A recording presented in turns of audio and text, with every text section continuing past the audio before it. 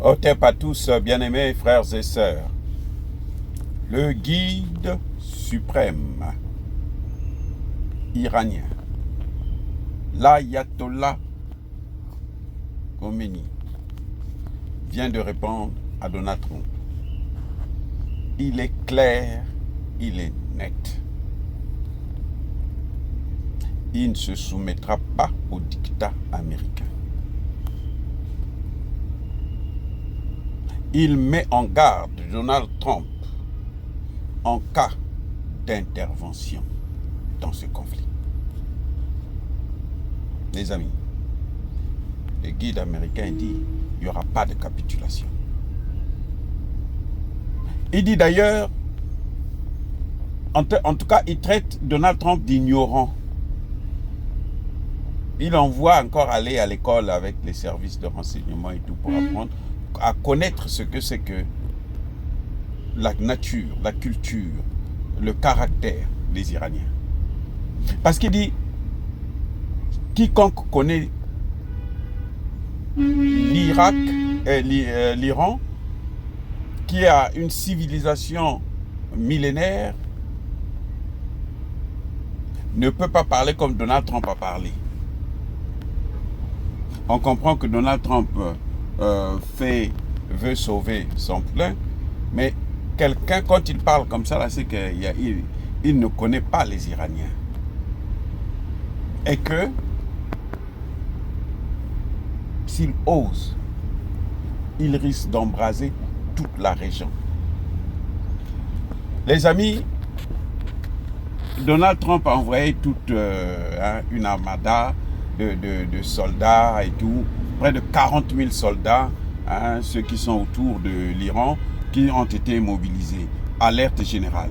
Ça ne fait pas peur à l'Iran.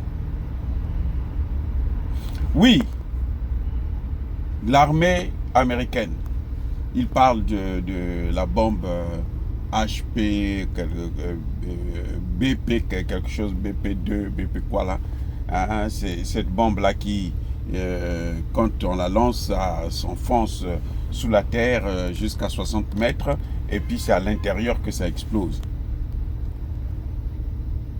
Les amis, ça, on n'a pas vu ça, ça n'a pas été prouvé. Ça c'est un. Deux, ces gens-là, ils vont aller en Iran, mais l'Iran va continuer à massacrer aussi leurs poulains. Les amis, l'Iran a la carte de là où Israël a placé aussi ses armes. L'Iran a la carte. L'Iran peut détruire ça aussi. C'est-à-dire que j'espère que Donald Trump ne va pas tomber dans le piège de certains de ses conseillers qui sont autour de lui, qui veulent prendre des risques. Moi, je n'ai pas voté Trump pour qu'il puisse aller faire des guerres qui ne nous regardent pas. Les guerres d'Israël ou quoi. Ça ne regarde pas les États-Unis. Israël, ce n'est pas les États-Unis. Vous comprenez? Donc, ce qu'il faut comprendre, c'est que l'Amérique, c'est une puissance militaire, certes. Mais, si elle ose commettre cette erreur en attaquant l'Iran, elle va gagner une bataille, c'est possible. Mais elle ne gagnera pas la guerre. Parce qu'elle n'a jamais gagné une guerre. Est-ce que vous avez compris ce que je dis? Elle ne gagnera pas la guerre parce qu'elle n'a jamais gagné une guerre. Elle a perdu en Irak. Elle a perdu en Afghanistan. D'ailleurs, je signale en passage que les Afghans soutiennent l'Iran. Elle a perdu en Palestine.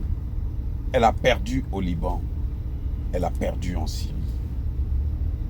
Parce que gagner une guerre, Ce n'est pas venir bombarder, tuer le maximum de personnes et puis on dit qu'on a gagné. Non, gagner une guerre, c'est rétablir l'ordre. Tu occupes, tu arranges, tu mets l'ordre et tu améliores. C'est ça, gagner une guerre. Gagner une guerre, c'est pas venir bombarder. Ça, c'est un crime. Tu vas bombarder sans distinction les civils et les militaires. Vous massacrez, détruisez des hôpitaux, vous détruisez des écoles et tout machin. Ça, c'est pas gagner une guerre. Ça, c'est gagner une bataille. Vous avez vu l'Amérique fuir, non? C'était qui avec Donald Trump? Fuir en Afghanistan.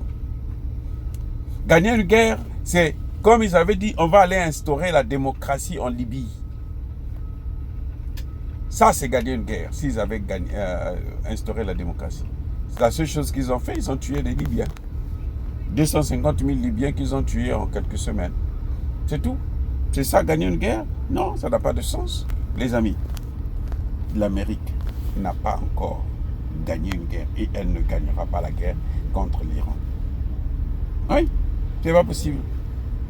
Voilà, soyez bénis.